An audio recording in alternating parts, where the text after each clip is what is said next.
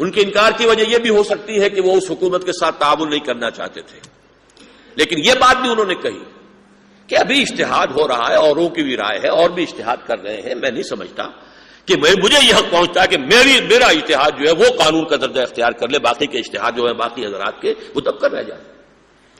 یہی آفر امام مالک کو کی گئی، تمہاری موطا کو ہم بنا دیتے ہیں کتاب قانون، آؤ، انہوں نے بھی انکار کر دیا۔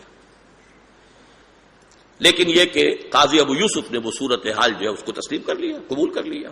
اب اس کی جو سب سے نمایاں مثال ہے وہ میں آپ کو دے رہا ہوں، وہ ہے دور عالمگیر میں۔ اورنگزیب عالمگیر رحمت اللہ علیہ کے نام سے فتاوی ہمارے ہاں چلتے، فتاوی عالمگیری، تو کیا حضرت اورنگزیب عالمگیر مجتہد تھے؟ فتوے ان کے تھے؟ وہ تو ملوکیت ہے، بادشاہ ہے، قوت نافذہ اس کے پاس ہے، اس نے ہینڈ پکڈ علماء جمع کر لیے، وہ اپنے گورنروں کی رائے لی ہوگی، کسی کی رائے لی ہوگی، علماء کی کمیٹی بنا دی، آپ اجتہاد کریں، لیکن ظاہر بات ہے علماء کی اس کمیٹی کے پاس قوت نافذہ تو نہیں تھی، وہ نافذ تو نہیں کر سکتے تھے۔ نافذ کیا بادشاہ نے اپنے فرمان کے ذریعے سے، قوت نافذہ بادشاہ کی تھی، اور اس سے وہ فتاوی عالمگیری نافذ ہو گئے۔ اب عہد حاضر میں کیا ہوگا؟ قوت نافذہ پارلیمنٹ کے پاس ہوگی، لہذا کون سا اجتہاد کتاب قانون کا جز بنے گا یہ فیصلہ پارلیمنٹ کرے گی۔ یہ ہے وہ بات جو علامہ اقبال کہہ رہے ہیں، یہ نہیں کہ مطلق اجتہاد کا اختیار اس کو حاصل ہو جائے گا کہ اس کے اجتہاد کو چیلنج کہیں نہیں کیا جا سکے، اس لیے کہ پارلیمنٹ میں جہاں لے مین بھی ہوں گے، ان پڑھ بھی ہوں گے، جاہل بھی ہوں گے، یا تو یہ ہے کہ آپ اس کا جو پبلک ریپرزنٹیشن کا دائرہ محدود کر دیجئے، صرف علماء جو ہے وہی الیکشن لڑ سکیں اور صرف فقہاء آئیں میدان کے اندر، تو ظاہر بات ہے وہ جو روح جمہوریت ہے وہ ختم ہو جائے گی، تھیو ڈیموکریسی کا جو دوسرا ایلیمنٹ ہے وہ ختم ہو جاتا ہے۔ پارلیمنٹ میں آنے دیجئے، لیکن پارلیمنٹ چوز کرے گی کون سا اجتہاد نافذ العمل ہوگا۔ ہو سکتا ہے پارلیمنٹ ہی میں کوئی عالم دین موجود ہو، وہ اجتہاد کر رہا ہے، لیکن آیا اس کا اجتہاد جو ہے اس پارلیمنٹ کی اکثریت کو قبول ہے، یا کوئی پارلیمنٹ سے باہر کا آدمی ہے اس نے رائے دی ہے، ہو سکتا ہے پارلیمنٹ کی اکثریت اس کی رائے کو قبول کر لے، لیکن پارلیمنٹ کا قبول کرنا ہوگا کہ جس سے وہ کتاب قانون کا جز بنے گا، ورنہ وہ ایک علمی ایکسرسائز ہے، کرتے رہیے۔ یہ بات ہے جو علامہ نے کہی ہے اس کوٹیشن میں جو میں نے آپ کو پڑھ کر سنائی تھی۔ اجماع کی یہی شکل ہو سکتی ہے، اجماع یہی ہے کہ پارلیمنٹ میں عوام کے نمائندے بیٹھے ہوئے ہیں، انہوں نے اس چیز کے اوپر اجماع کر لیا، اکثریت نے رائے دے دی ہے کہ یہ بات ٹھیک ہے، لہذا اجماع ہو گیا۔ البتہ یہ بات بالکل ٹیکنیکل ہے کہ آیا اس معاملے میں کتاب و سنت کی حدود سے کوئی تجاوز تو نہیں ہو گیا؟ یہ اجتہاد ہے یا کوئی تجدد ہے، کوئی نکل جانا ہے، بالکل نئی بات لا کر بدعت ہے، کوئی نئی چیز شامل کر دی گئی ہے، یا یہ واقعتاً اجتہاد ہے؟ اس کا فیصلہ یہ جیسا کہ میں نے کہا یہ ٹیکنیکل ایشو ہے، یہ پارلیمنٹ میں نہیں ہوگا، یہ عدالت میں ہوگا کہ عدالت میں جا کر فیصلہ کیا جائے، کسی کی اگر رائے ہے وہ جائے چیلنج کرے اور عدالت فیصلہ کرے گی۔ یہ ہے اجتہاد کے بارے میں علامہ اقبال کی جو رائے ہے، اس کی میری تعبیر جس سے مجھے 100% اتفاق ہے۔ اب 5ویں مبحث میں نے 2 مسائل کو لیا ہے جو ضمنی مسائل ہیں۔ پہلی بات یہ کہ آیا آج کی جدید اسلامی ریاست میں یا نظام خلافت میں یہ 1 پارٹی گورنمنٹ ہوگی یا ملٹیپل پارٹی؟ عام خیال یہ ہے کہ ایک ہی پارٹی، تفرق اور تحزب اور یہ اور وہ تو بالکل اسلام میں اجازت نہیں ہے۔ میرے نزدیک یہ کم علمی ہے، نافہمی ہے۔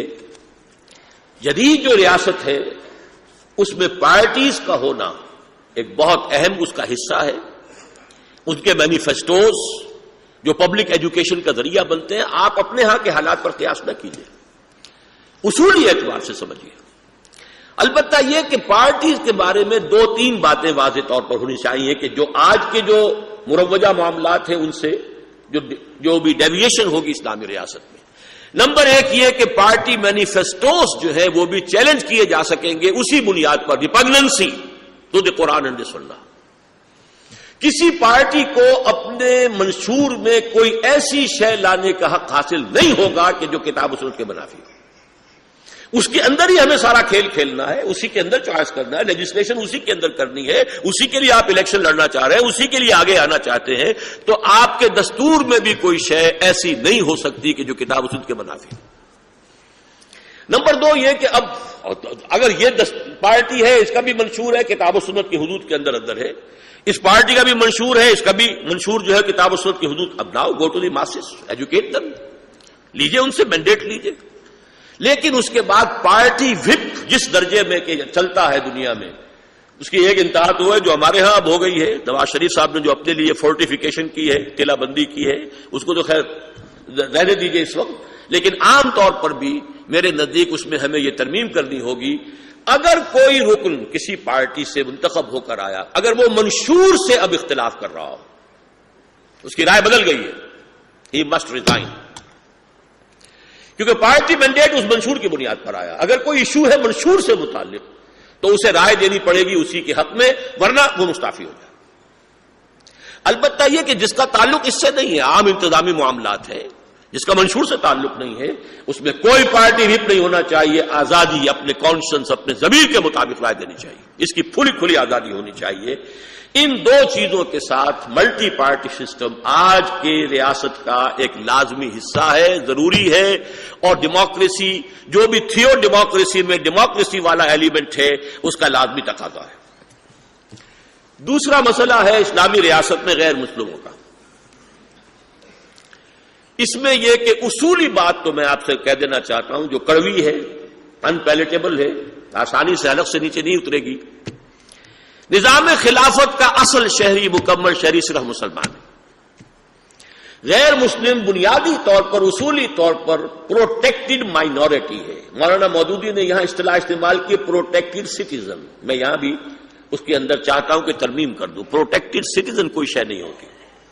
سٹیزن ہے تو سٹیزن ہے، پورا ہے. حقیقت میں وہ سٹیزن نہیں ہوتا اس معنی میں کہ اس کو بعض حقوق حاصل نہیں ہے. بہت سے حقوق میں وہ بالکل مساوی ہے. جان، مال، عزت، آبرو کی حفاظت، جیسے مسلمان کی ویسے اس کی. عقیدے کی آزادی، اس کو جیسے مسلمان کو ویسے اس کو. عبادت کی آزادی، جیسے معبد مسلمان کا مسجد جو ہے حفاظت کی جائے گی، ایسے ہی ان کے مندروں کی، ان کے سینیگاگس کی اور ان کے چرچز کی حفاظت کی جائے گی، بلکہ وہ مقدم ہے. قرآن مجید میں سورہ حج کی ایک آیت کی روح سے تو وہ مقدم ہے. لَهُدِّمَتْ الصَّوَامِعُ وَبِيعٌ وَصَلَوَاتٌ وَمَسَاجِدُ يُذْكَرُ فِيهَا اسْمُ اللَّهِ كَثِيرًا. مساجد کا ذکر بعد میں آیا، صوامع اور بیع ان کا تذکرہ پہلے ہو رہا ہے. تو یہ سارے اختیار ان کے فیملی لاز میں انہیں مکمل اختیار حاصل ہوگا. اپنی آبادی کو، اپنی نوجوان نسل کو اپنا مذہب پڑھائیں، اس کی تبلیغ کریں، اس کی آزادی ہوگی. یہ ساری آزادیاں ہوں گی.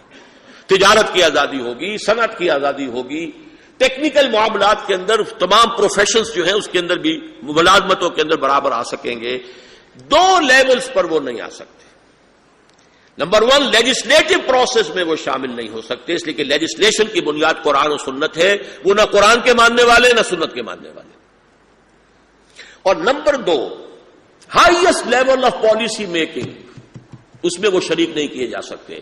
سیدھی سی بات یہ ہے کہ اسلامی ریاست یا نظام خلافت جس ملک میں بھی قائم ہوگا، اس کی ہائیسٹ پالیسی، پرائرٹی نمبر 1 یہ ہوگی کہ اس نظام خلافت کی توسیع ہو، اس کو ایکسپورٹ کیا جائے، اس کی ایکسٹینشن ہو.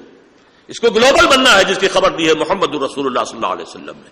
تو جہاں سے بھی اس کا آغاز ہوگا، اس کی ٹاپ پالیسی میں پرائرٹی نمبر 1 ہے ایکسپورٹنگ آف دیٹ ریولیوشن.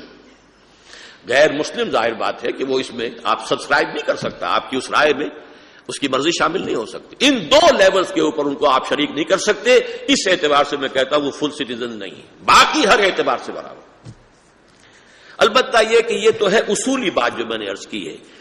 عملی اعتبار سے اس میں کچھ شکلیں اختیار کی جا سکتی ہیں، جس کے لیے کہ میثاق مدینہ کا حوالہ بھی ڈاکٹر جاوید اقبال بھی دیتے ہیں بار بار. ہمارے ہاں جاوید غامدی صاحب نے بھی اس کا حوالہ دیا ہے. اگرچہ وہ حوالہ تو میرے نزدیک جس رنگ میں وہ دے رہے ہیں غلط ہے، لیکن یہ کہ کچھ حالات کے اندر ایسا ہو سکتا ہے کہ اس طرح کی کسی شکل کو اختیار کر لیا جائے. وہ میں پاکستان کے معروضی حالات کے تحت کچھ بات عرض کروں گا. اب چھٹا مبحث ہے میرا، پاکستان کے معروضی حالات کیا ہیں. نمبر 1، اللہ کی حاکمیت یہاں طے ہو گئی تھی 12 مارچ 1949 کو. گویا کہ اصولی اعتبار سے نظام خلافت اس ملک میں اس وقت سے قائم ہے، لیکن یہ ایسا ہی نظام خلافت ہے جیسے ہم میں سے اکثر مسلمان ہیں. مسلمان تو ہیں، لیکن اللہ اور اس کے رسول کے احکام کے کتنے کچھ پابند ہیں. انڈیویجول سطح پر جو ہماری اکثریت کا حال ہے وہی سمجھ لیجئے کہ اس وقت نظام خلافت کا حال ہے. لیکن اصولی اعتبار سے حاکمیت خداوندی, sovereignty belongs to Allah, and the authority that we have is delegated